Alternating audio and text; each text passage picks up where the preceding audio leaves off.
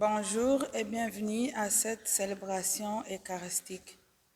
La messe d'aujourd'hui sera célébrée pour le repos de l'âme de Lauriane Dion, J.P. Dion, pour le repos de l'âme de Suzanne Dion, J.P. Dion, pour le repos de l'âme de Papa Eugène Cabran Kofi, famille Cabran, pour la protection et action de grâce au Seigneur, pour Viviane Mensah et ses enfants Joël Marc Hirsen et Élie Marc Emmanuel, par l'intercession des cœurs unis de Jésus et de Marie. Viviane Mensah.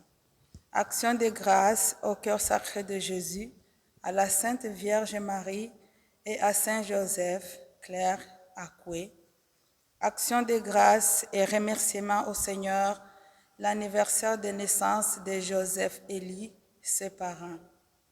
Action de grâce au Seigneur à l'occasion des 70 ans d'anniversaire de Gérard Sabouchimike, ses enfants Martine et Marlene. Le président de la célébration sera l'abbé Jacques Kabangou, le curé. Entrons en célébration.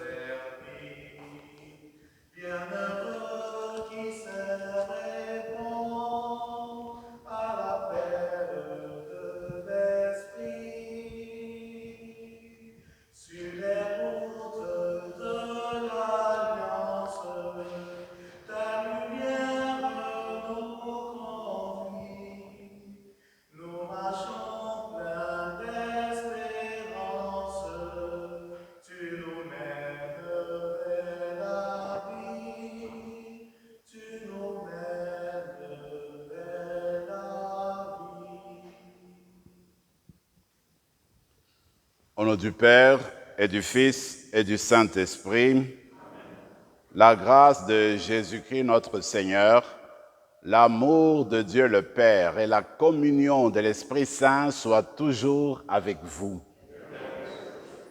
Nous célébrons aujourd'hui le 3e dimanche de Carême. Et en ce 3e dimanche, il me semble que le thème de fond demeure toujours la conversion. Durant ce temps de Carême, vous et moi, nous sommes invités au changement, un changement profond, un changement viscéral. Alors, durant la célébration d'aujourd'hui, le Seigneur semble utiliser les événements du monde, les catastrophes naturelles, les catastrophes accidentelles, pour nous conduire à redécouvrir Dieu dans tous ces événements-là. C'est la grâce qu'on va demander durant la messe d'aujourd'hui, de redécouvrir Dieu dans les événements du monde d'aujourd'hui. C'est le 19 mars, c'est la fête de Saint Joseph, c'est le patron de l'Église, mais nous allons aussi nous tourner vers lui pour lui demander de nous apprendre à nous tourner continuellement vers Dieu, comme lui l'a fait durant sa vie. Je voudrais aussi, comme 3e point, durant cette célébration eucharistique, que nous nous rappelions les recommandations du pape François par rapport à la guerre en Ukraine. Le 25 mars, le pape va offrir la Russie et l'Ukraine au cœur immaculé de Marie dans sa prière à Rome. Alors tous les évêques du monde, toutes les églises du monde sont appelés à se joindre à lui. Nous aussi, ici chez nous, la messe que nous dirons le matin, qui est toujours télévisée, pas télévisée, mais qui part sur YouTube, cette messe-là sera consacrée aussi pour la même intention. Nous allons prier ensemble avec le pape. Chacun et chacune de vous est invité à faire la même chose dans vos maisons, n'est-ce pas, avec vos enfants et votre famille. Sans plus tarder, nous allons nous tourner vers le Seigneur pour lui offrir cette messe et d'abord reconnaître que nous sommes des êtres qui ont besoin de son pardon.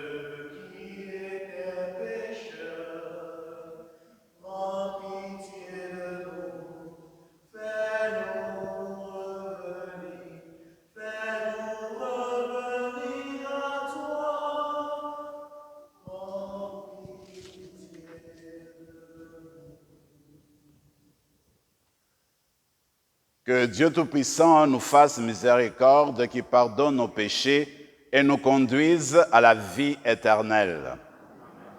Prions le Seigneur.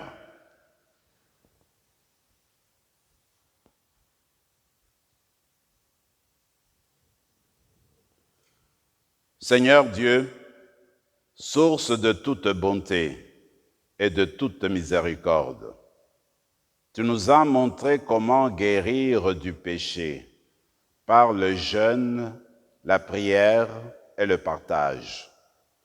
Accueille favorablement l'aveu de notre faiblesse, et puisque nous prenons humblement conscience de nos fautes, que ta miséricorde nous relève sans cesse.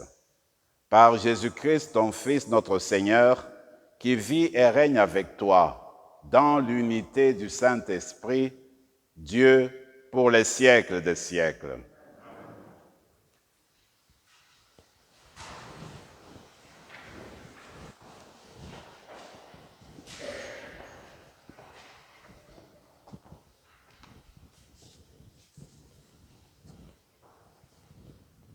Du livre de l'Exode.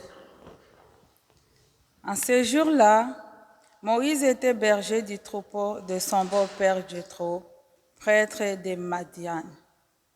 Il mena le troupeau au-delà du désert et parvint à la montagne de Dieu, à l'Horeb. L'ange du Seigneur lui apparut dans la flamme d'un buisson en feu.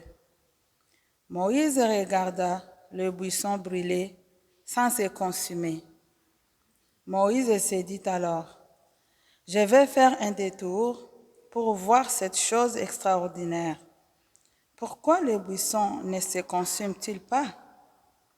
Le Seigneur vit qu'il avait fait un détour pour voir, et Dieu l'appela du milieu du buisson.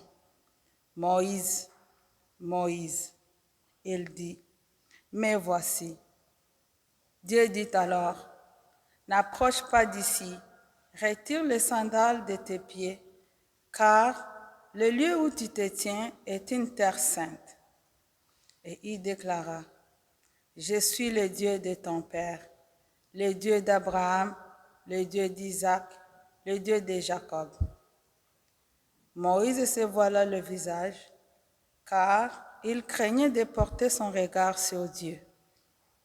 Le Seigneur dit, « Je vis, oui, je vis la misère de mon peuple qui est en Égypte, et j'ai entendu ses cris sous le coup des surveillants. Oui, je connais ses souffrances. Je suis descendu pour les délivrer de la main des Égyptiens et les faire monter de ces pays vers un beau et vaste pays, vers un pays ruisselant de lait et de miel. Maintenant, donc, va. Je t'envoie chez Pharaon. Tu feras sortir d'Égypte mon peuple, le fils d'Israël. Moïse répondit à Dieu, j'irai donc trouver les fils d'Israël et je leur dirai, le Dieu de vos pères m'a envoyé vers vous. Ils vont me demander, quel est son nom? Que leur répondrai-je? Dieu dit à Moïse, je suis qui je suis. Tu parleras ainsi aux fils d'Israël. Celui qui m'a envoyé vers vous, c'est je suis. Dieu dit encore à Moïse, tu parleras ainsi aux fils d'Israël. Celui qui m'a envoyé vers vous, c'est le Seigneur. Le Dieu de vos pères, le Dieu d'Abraham, le Dieu d'Isaac, le Dieu de Jacob. C'est là mon nom pour toujours. C'est par lui que vous ferez mémoire de moi, d'âge en âge. Parole du Seigneur.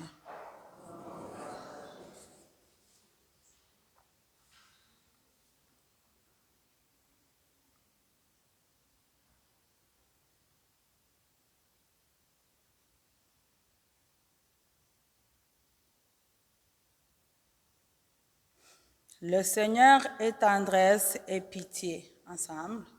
Le Seigneur est tendresse et pitié. Bénis le Seigneur, ô mon âme. Bénis son nom très saint, tout mon être. Bénis le Seigneur à mon âme. N'oublie aucun de ses bienfaits. Le Seigneur est tendresse et pitié. Car il pardonne toutes ses offenses et te guérit de toute maladie. Il réclame ta vie à la tombe et te couronne d'amour et de tendresse. Le Seigneur est tendresse et pitié.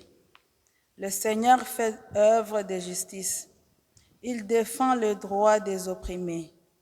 Il relève ses desseins à Moïse. Aux enfants d'Israël, ses hauts faits. Le Seigneur est tendresse et pitié. Le Seigneur est tendresse et pitié, lent à la colère et plein d'amour. Car comme le ciel domine la terre, fort est son amour pour qui le craint. Le Seigneur est tendresse et pitié.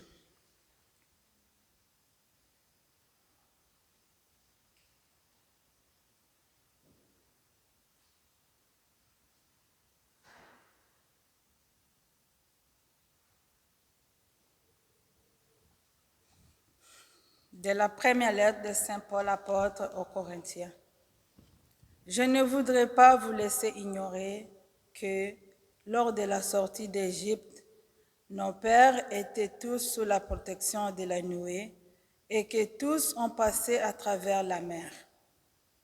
Tous, ils ont été unis à Moïse par un baptême dans la nuée et dans la mer. Tous, ils ont mangé la même nourriture spirituelle. Tous, ils ont bu la même boisson spirituelle, car ils buvaient à un rocher spirituel qui les suivait, et ce rocher, c'était le Christ. Cependant, la plupart n'ont pas su plaire à Dieu. Leurs ossements, en effet, jonchèrent le désert. Ces événements devaient nous servir d'exemple pour nous empêcher de désirer ce qui est mal, comme l'ont fait ces gens-là. Cessez de décriminer, comme l'ont fait certains d'entre eux. Ils ont été exterminés. Ce qui leur est arrivé devrait servir d'exemple, et l'Écriture l'a raconté pour nous avertir, nous qui nous trouvons à la fin des temps. Ainsi donc, celui qui se croit solide, qu'il fasse attention à ne pas tomber. Parole du Seigneur.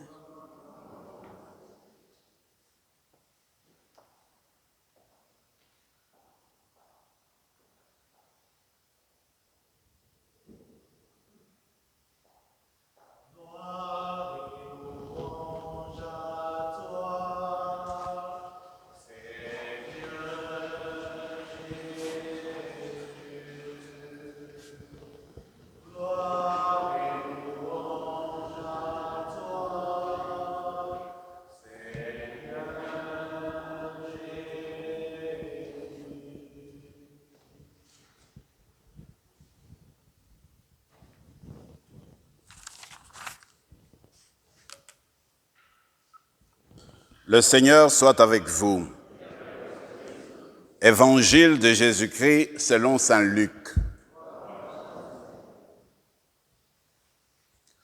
Un jour, des gens rapportèrent à Jésus l'affaire des Galiléens que Pilate avait fait massacrer, mêlant leur sang à celui des sacrifices qu'ils offraient. Jésus leur répondit, « Pensez-vous que ces Galiléens étaient plus grands pécheurs que tous les autres Galiléens pour avoir subi un tel sort? Eh bien, je vous dis, pas du tout. Mais si vous ne vous convertissez pas, vous périrez tous de même. » Et ces 18 personnes tuées par la chute de la tour de Siloé, pensez-vous qu'elles étaient plus coupables que tous les autres habitants de Jérusalem? Eh bien, je vous dis, pas du tout.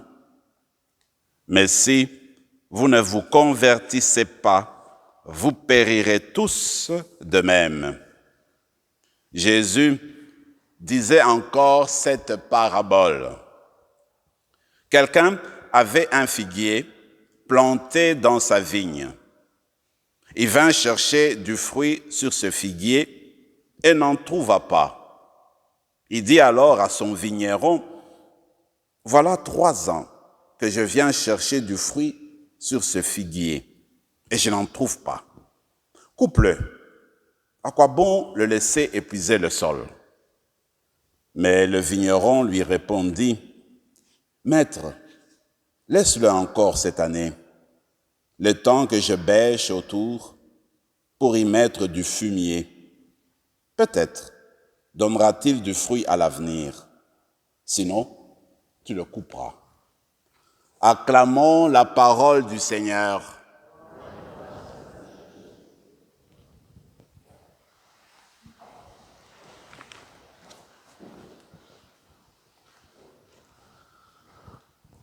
Après avoir lu les 3 textes que nous propose la liturgie d'aujourd'hui, je me suis dit, ma réflexion, je la ferai en 3 moments, en 3 points.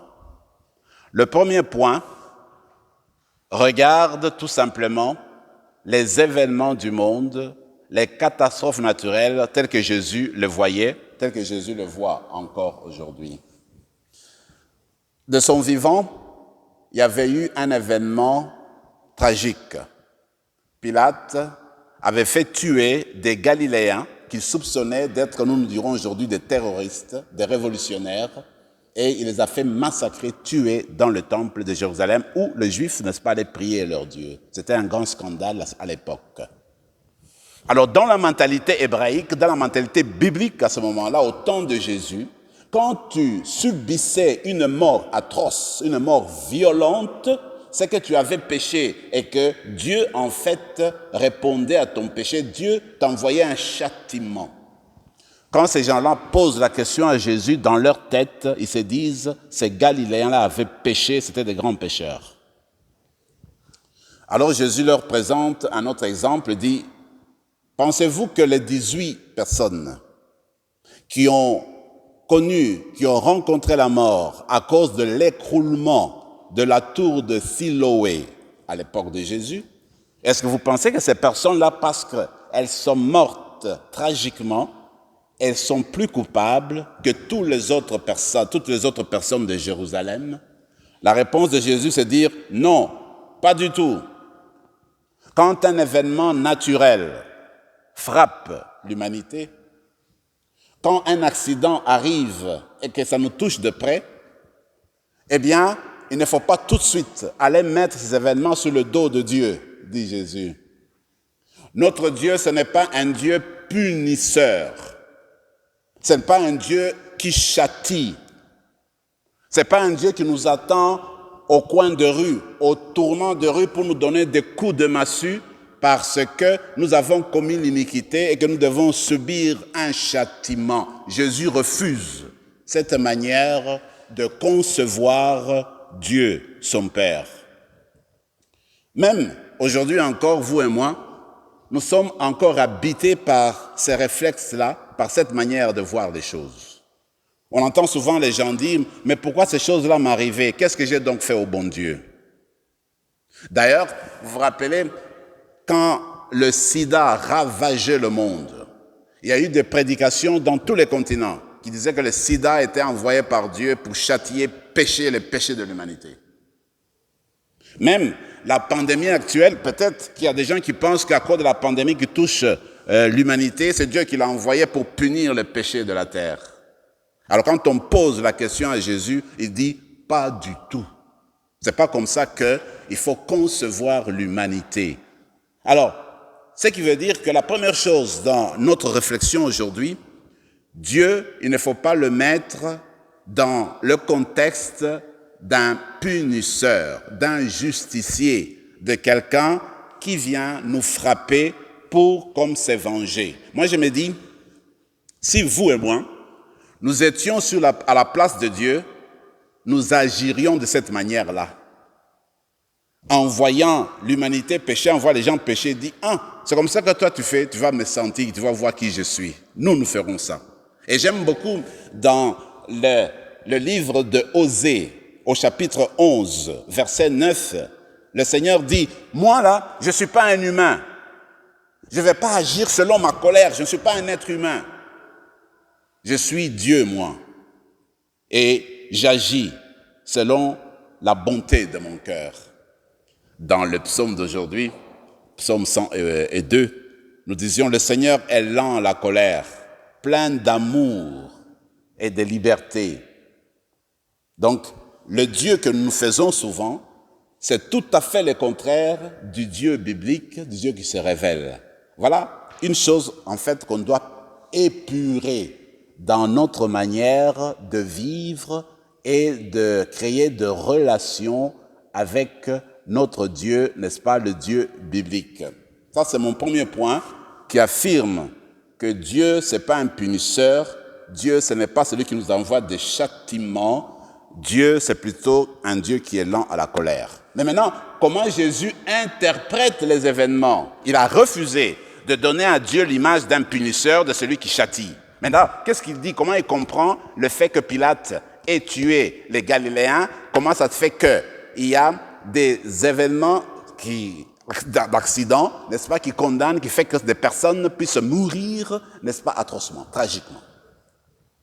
Alors il dit, quand ces événements-là arrivent, il faut entrer en profondeur de vous-même pour découvrir, la fragilité de la vie humaine, l'imprévisibilité de la vie humaine, mais aussi la vulnérabilité de la vie humaine, la brièveté de la vie humaine.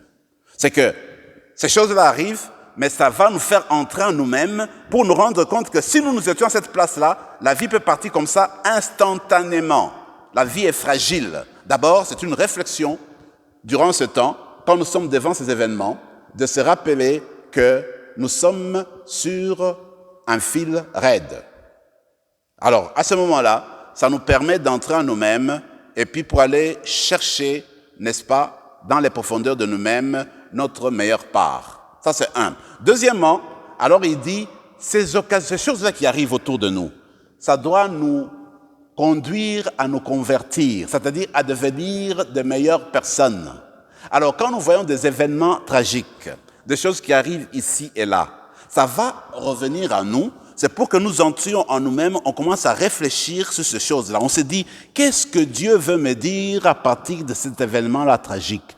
Qu'est-ce que Dieu veut me dire à partir de cet accident que je viens d'entendre? D'ailleurs, je ne sais pas si vous l'avez entendu, probablement, au Japon, cette semaine, il y a eu un séisme. Il y a eu un tremblement de terre. On parle d'une centaine de personnes blessées et puis au moins 4 morts. Maintenant, est-ce qu'on peut dire, comme les gens disaient de l'Évangile, parce qu'au Japon, il y a eu séisme, c'est qu'ils ont tellement péché qu'ils sont punis? Ça n'a pas de sens.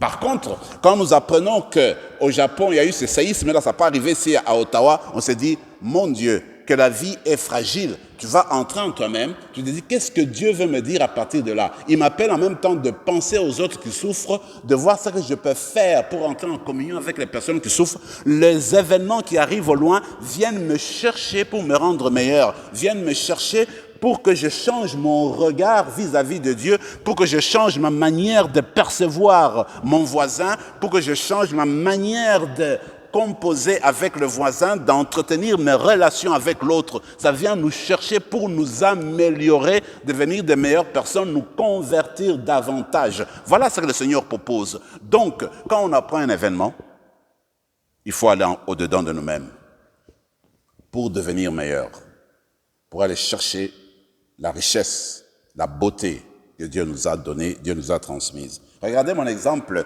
ça me fait réfléchir aussi. Moi, j'ai été ordonné en 1983. Nous étions 7 à être ordonnés prêtres.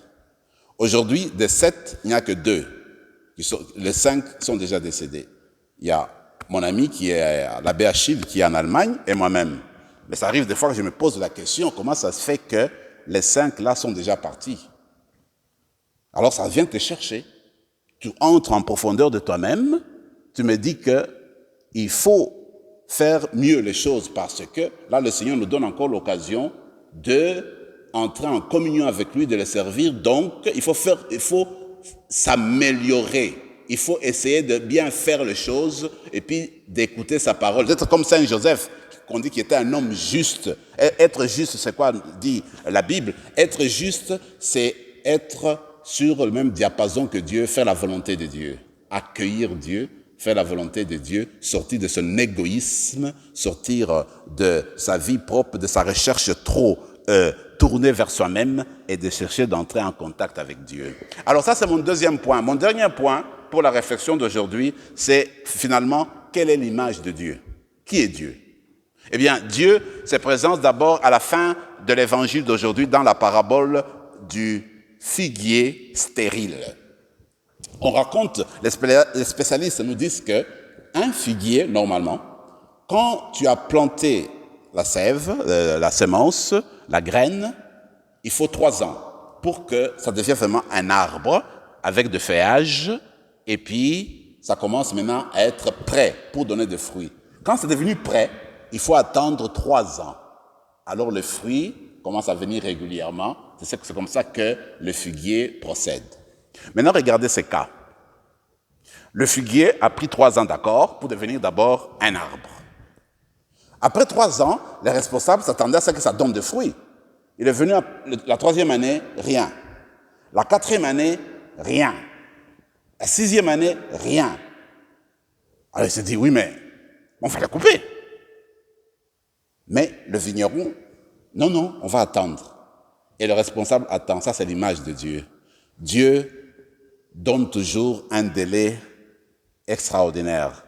Il prolonge toujours des délais à chacune d'entre nous. Pourquoi est-ce qu'il nous donne des délais? C'est pour que nous ayons toujours l'occasion de nous refaire, de produire du fruit, de nous reprendre, d'avancer. Il nous donne toujours l'occasion de nous améliorer. Ça, c'est notre Dieu, ça, c'est l'image de Dieu qui nous donne toujours l'occasion, n'est-ce pas, de revoir nos choses. Dieu, c'est pas celui qui se précipite pour que notre vie se termine. Il est plutôt celui qui nous offre plusieurs occasions pour notre conversion, pour notre changement, pour que nous ayons l'occasion de produire des fruits. L'image qui me vient, c'est l'histoire du bon larron sur la croix. Cet homme-là qui a vécu pratiquement toute sa vie comme larron, comme criminel, et voilà qu'au moment de sa mort, il se tourne vers le Seigneur. Alors Dieu lui a donné encore cette occasion-là, avant de s'éteindre, de se tourner vers lui. Et c'est qu'il a fait le bon larron. Ça, c'est l'image de Dieu. Dieu est lent à la colère et Dieu est toujours patient. Et cette patience-là est fruit de son amour parce qu'il veut notre bien, il veut notre avancement, il veut que chacun produise des fruits escomptés. La dernière image de Dieu se trouve dans le bel récit de Moïse, où il voit un buisson ardent, et puis il ne comprend pas ce qui se passe. Dieu est celui qui révèle son nom. Il dit, Moïse lui demande, quel est ton nom? Il dit, mon nom c'est je suis. Dans la Bible, dire le nom, c'est se livrer. C'est se mettre à la disposition de celui avec qui tu parles. Il dit, voici mon nom, je me mets là. pour qu'il y ait dialogue entre toi et moi, pour qu'on commence une relation entre toi et moi, je me livre, je me donne à toi. Mon nom c'est Jacques, tu vois. Alors, Dieu donne son nom à Moïse, c'est qu'il veut entrer dans la vie de Moïse, il veut entrer dans la vie d'Israël, il veut entrer dans notre histoire. Dieu, durant ce temps de carême, donne son nom à chacune d'entre nous, parce que Dieu veut entrer en relation, en dialogue. Dieu veut entrer dans le quotidien, dans le jour de chacune d'entre nous. Dieu veut entretenir un cœur à cœur avec chacun d'entre nous. Voilà l'image de Dieu. Dieu est celui qui donne son nom. Ce n'est pas celui qui le cache, qui le donne, parce qu'il veut entrer en relation avec nous. Et puis en plus, Dieu est celui en fait qui veut nous libérer de l'esclavage, parce qu'il veut dire à Moïse, j'ai vu mon peuple qui est en train de souffrir, il faudrait qu'il sorte de cet esclavage. Dieu ne veut pas la souffrance des êtres humains. Dieu ne veut pas que les gens entrent dans d'autres types d'esclavage, de divers types d'esclavage. Dieu est celui qui nous offre la liberté. Il veut que chacun trouve la voie de s'épanouir, la voie de vivre sa relation comme enfant de Dieu, pour justement produire des fruits escomptés, les fruits de bonté, de patience, le fruit d'amour, le fruit de compassion. Voilà ce que Dieu attend de nous. Voilà mon troisième point, qui est en fait la vraie image de Dieu. Dans la célébration d'aujourd'hui, nous allons nous tourner vers le Seigneur et lui demander que réellement nous puissions nous convertir, et comme à la manière de Joseph, que nous puissions l'accueillir en nous. Vous vous rappelez l'histoire de Joseph, quand il s'est rendu compte que sa fiancée était enceinte, il s'est projeté de changer, n'est-ce pas, de cap, de changer de choses. Quand il a découvert que Dieu était présent dans l'histoire de Marie, il a tout de suite laissé tomber son moi, son égoïsme, et s'est tourné vers Dieu. Alors, vous et moi, aujourd'hui, faisons comme Joseph, sortons de notre égoïsme, tournons-nous vers le Dieu de bonté, celui qui veut avoir une relation intime avec nous. Amen.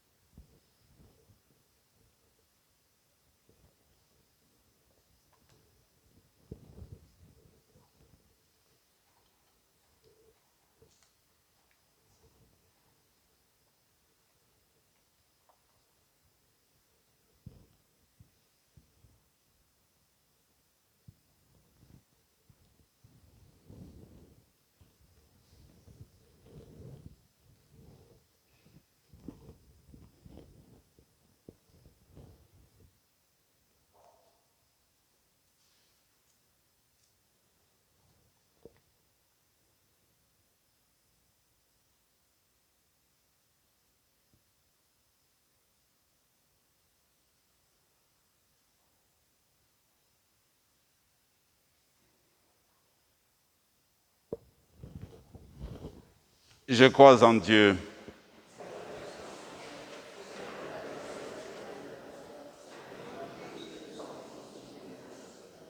qui a été conçu du Saint-Esprit, est né de la Vierge Marie, a souffert sous Ponce Pilate, a été crucifié, est mort, a été enseveli, est descendu aux enfers, le troisième jour ressuscité des morts, est monté aux cieux, est assis à la droite de Dieu le Père Tout-Puissant.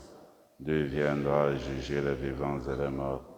Je crois en l'Esprit Saint, à la Sainte Église catholique, à la communion des saints, à la rémission des péchés, à la résurrection de la chair et à la vie éternelle. Amen.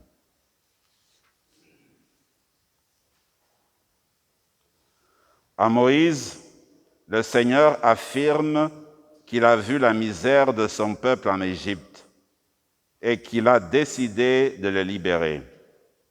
Encore maintenant, Dieu entend les cris de souffrance de tous ceux et celles qui sont victimes de catastrophes et d'injustices. Adressons-lui nos demandes en toute confiance et disons-lui, Dieu de tendresse, souviens-toi de nous. Dieu de tendresse, souviens-toi de nous. Que le Seigneur donne à l'Église la grâce de l'accueil et de l'écoute envers les gens qui frappent à sa porte. Dieu de tendresse, souviens-toi de nous. Que le Seigneur apprenne la patience et le respect des personnes à notre société épuisée de vitesse et de rendement. Dieu de tendresse, souviens-toi de nous. Que le Seigneur apporte le réconfort aux malades, aux personnes inquiètes, et seules et aux démunis. Dieu de tendresse, souviens-toi de nous. Que le Seigneur accorde à ceux et celles qui exercent le pouvoir de promouvoir le sens de la justice et du partage. Dieu de tendresse, souviens-toi de nous. Que le Seigneur ravive en chacun et chacune de nous le désir et la force de vivre en carême qui apporte du fruit. Dieu de tendresse, souviens-toi de nous. Pour le gouvernement du Canada et tous les dirigeants de notre monde, afin qu'ils vivent une convention écologique et qu'ils aient le courage de s'attaquer au changement climatique, tout en respectant les besoins et les droits des pauvres, prions le Seigneur. Dieu de tendresse, souviens-toi de nous. Pour la paix en Ukraine, la paix dans le monde et en Europe, prions le Seigneur. Seigneur notre Dieu, avec patience, tu prends soin de tous les humains et tu leur laisses toujours la chance de se reprendre. Donne-nous le temps de nous convertir à toi et fais-nous produire les fruits qui te plaisent. Nous te le demandons par Jésus le Christ, notre Seigneur.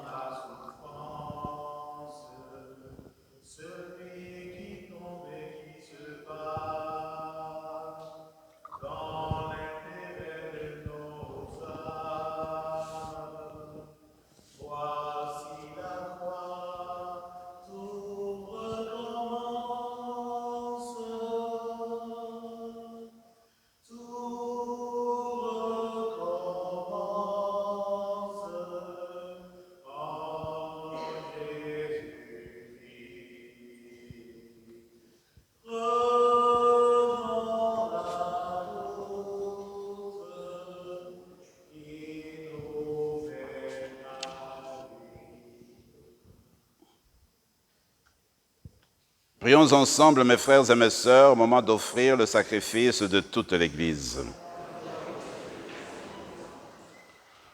Par ce sacrifice, Seigneur de bonté, alors que nous implorons le pardon de nos fautes, accorde-nous d'avoir à cœur de pardonner celles de nos frères et sœurs.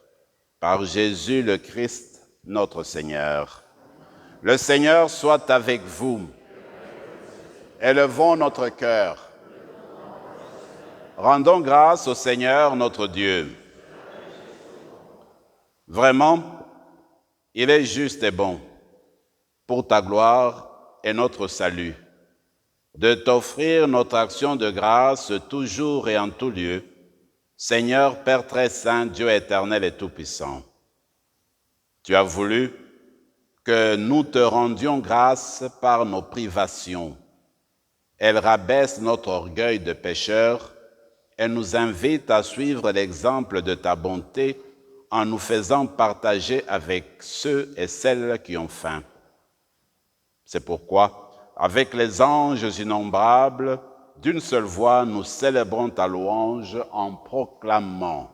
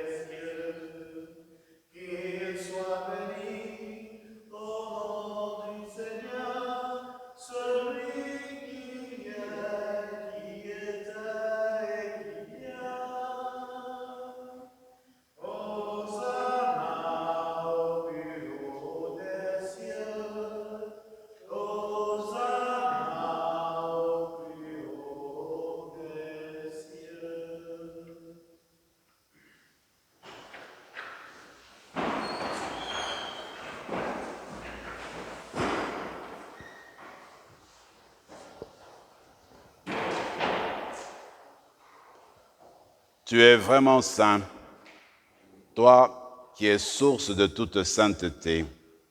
Seigneur, nous te prions. Sanctifie ces offrandes en répandant sur elles ton esprit, qu'elles deviennent pour nous le corps et le sang de Jésus le Christ notre Seigneur. Au moment d'être livré et d'entrer librement dans sa passion, il prit le pain. Il rendit grâce, il le rompit et le donna à ses disciples en disant « Prenez et mangez-en tous, ceci est mon corps, livré pour vous. »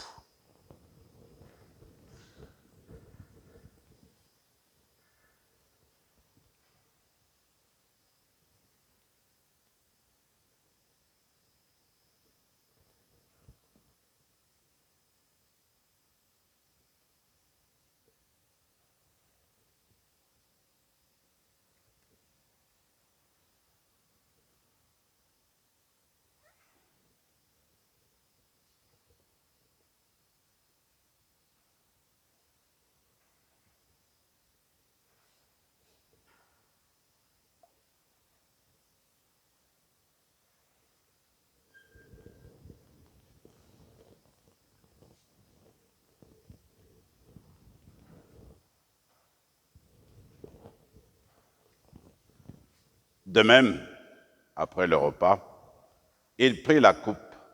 De nouveau, il rendit grâce et la donna à ses disciples en disant « Prenez et buvez-en tous, car ceci est la coupe de mon sang, le sang de l'alliance nouvelle et éternelle, qui sera versé pour vous et pour la multitude en rémission des péchés. Vous ferez cela en mémoire de moi. »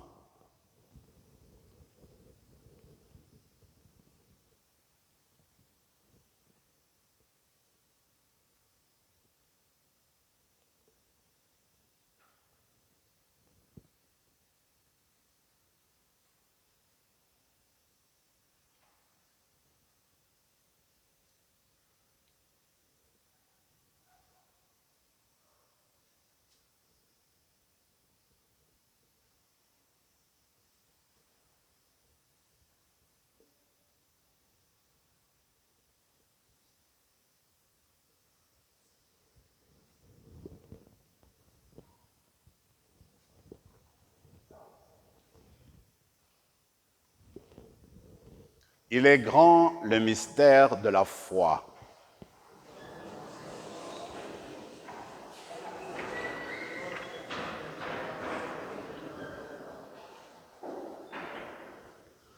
En faisant ainsi mémoire de la mort et de la résurrection de ton Fils, nous t'offrons, Seigneur, le pain de la vie et la coupe du salut. Et nous te rendons grâce car tu nous as estimés dignes de nous tenir devant toi pour te servir. Humblement, nous te demandons qu'en ayant part au corps et au sang de Christ, nous soyons rassemblés par l'Esprit Saint en un seul corps. Souviens-toi, Seigneur, de ton Église répandue à travers le monde. Fais-la grandir dans ta charité en union avec le pape François, notre évêque Marcel et tous les évêques, les prêtres et les diacres. Souviens-toi de Suzanne Dion, de papa Eugène Cabran-Kofi et de Laurienne Dion, qui ont quitté ce monde et que tu appelles auprès de toi. Puisqu'ils ont été unis à la mort de ton Fils, accorde-leur de participer à sa résurrection. Souviens-toi aussi de nos frères et sœurs qui se sont endormis dans l'espérance de la résurrection. Souviens-toi, dans ta miséricorde, de tous les défunts. Accueille-les dans la lumière de ton visage. Sur nous tous, enfin, nous qui commençons la 3e semaine de Carême, nous implorons ta bonté. Permets qu'avec la Vierge Marie, la bienheureuse Mère de Dieu, avec Saint Joseph son époux, les apôtres, Saint Rémy et tous les saints qui ont fait ta joie au long des âges, nous ayons part à la vie éternelle et que nous chantions ta louange et ta gloire par ton Fils Jésus, le Christ. Par lui, avec lui et en lui, à toi, Dieu le Père Tout-Puissant, dans l'unité du Saint-Esprit, tout honneur et toute gloire pour les siècles des siècles. Le Seigneur nous a appris que Dieu était comme un père. Et le père, les parents veulent toujours le bien de leur enfant. Ils sont toujours prêts à pardonner à n'importe quelle manière, à n'importe quel prix. Et c'est ce que Dieu fait avec chacune d'entre nous. Et nous allons lui rendre grâce pour cela, et lui demander une grâce spéciale qui nous apprenne à produire des fruits de bonté, d'amour et de compassion, comme lui le fait avec nous. Et tout en récitant le Notre Père, nous allons nous unir à toutes les familles qui ont demandé cette messe comme action de grâce. Ensemble, Notre Père qui es aux cieux, ton nom soit sanctifié, que ton règne vienne, que ta volonté soit faite sur la terre comme au ciel. Donne-nous aujourd'hui notre pain de ce jour. Pardonne nos offenses, comme nous pardonnons aussi à ceux qui nous ont offensés. Et ne laisse pas entrer en tentation, mais délivre-nous du mal. Délivre-nous de tout mal, Seigneur, et donne la paix à notre temps. Soutenus par ta miséricorde, nous serons libérés de tout péché, à l'abri de toute épreuve, mais nous qui attendons que se réalise cette bienheureuse espérance, l'avènement de Jésus-Christ, notre Sauveur.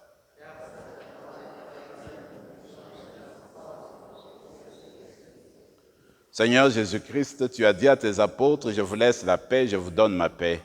Ne regarde pas nos péchés, mais la foi de ton Église.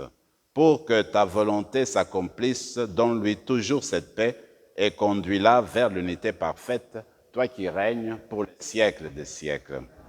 Que la paix du Seigneur soit toujours avec vous.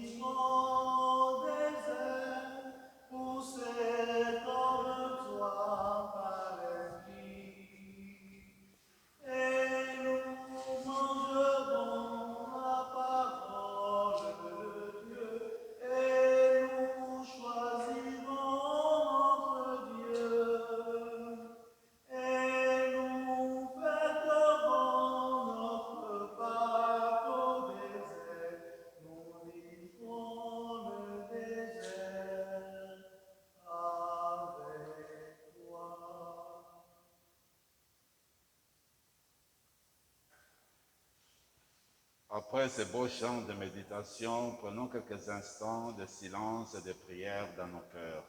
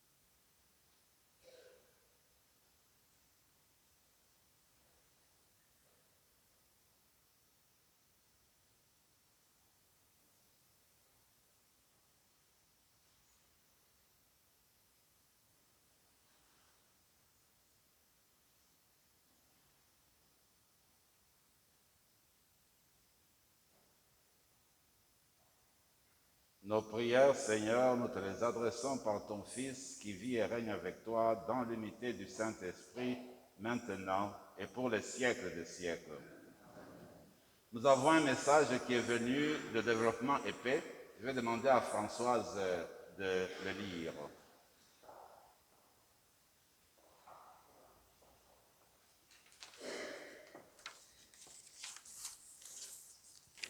Allocution du troisième dimanche du 20 mars 2022. Notre collecte paroissiale aura lieu le dimanche prochain et je vous invite à donner généreusement à Développement et Paix en ce carême. Ce carême, nous continuons sur le même thème en mettant les gens de la planète avant tout. C'est dans ce sens que Monseigneur Raymond Poisson, président de la Conférence des évêques catholiques du Canada, nous invite au nom du Christ à soutenir la campagne de développement et paix. Dans sa lettre adressée aux catholiques du Canada, il nous rappelle que les fonds récoltés permettent à Développement et Paix de réaliser sa mission de transformer des vies dans près de 30 pays dans le monde. Nous vous invitons donc à donner généreusement à Développement et Paix durant ce carême. Pour nos partenaires qui œuvrent au Cambodge pour l'autonomisation des peuples et la préservation des ressources, au Honduras pour défendre les droits et territoires des communautés face aux industries, et à Madagascar pour s'adapter au changement climatique en transformant leurs environnements en villages écologiques. Votre générosité est primordiale. Elle permet aux communautés accompagnées par nos partenaires de survivre, de prospérer face au changement climatique et de défendre leurs droits face à l'accaparement des terres par les entreprises, aux abus environnementaux et aux violations des droits humains. Grâce à vos dons, l'enseignement du Christ est perpétué à travers la solidarité et l'amour du prochain. Au nom de nos sœurs et nos frères du pays du Sud, je vous remercie pour votre don au carême de partage de développement et paix. Merci. Merci Françoise. Restez assis une minute.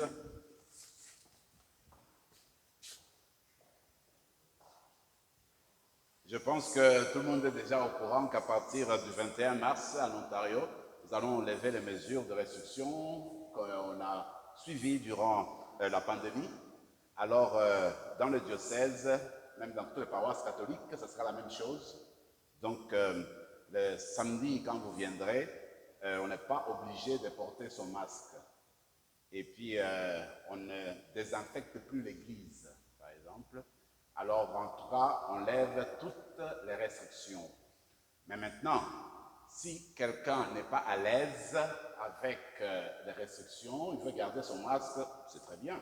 Donc, toujours, ce n'est pas obligatoire de ne pas porter le masque si vous voulez. Alors, si vous voulez garder votre masque quand vous venez à la messe, c'est permis, ce n'est pas interdit. Vous pouvez le faire si vous ne vous sentez pas encore à l'aise. Et même si vous arrivez à l'église, vous voyez un endroit où il n'y a personne, toi tu sens bien te mettre à l'endroit où il y a moins de monde, tu es bienvenu, il n'y a pas de problème. Mais ce que nous voulons dire, c'est que comme nous suivions les prescriptions de la province et du diocèse au moment où c'était dur, nous le suivions.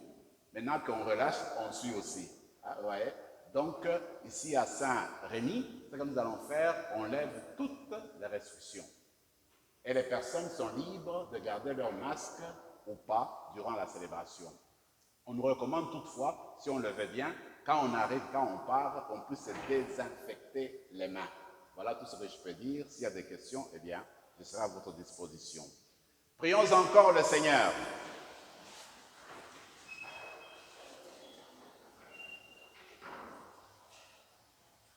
Dirige, Seigneur, le cœur de tes fidèles et, dans ta bienveillance, donne à ceux et à celles qui te servent la grâce d'accomplir la plénitude de tes commandements, en demeurant dans l'amour pour toi et pour le prochain. Par Jésus le Christ, notre Seigneur. Amen. Le Seigneur soit avec vous. Et que Dieu Tout-Puissant vous bénisse, le Père, le Fils et le Saint-Esprit. Allez dans la paix du Christ.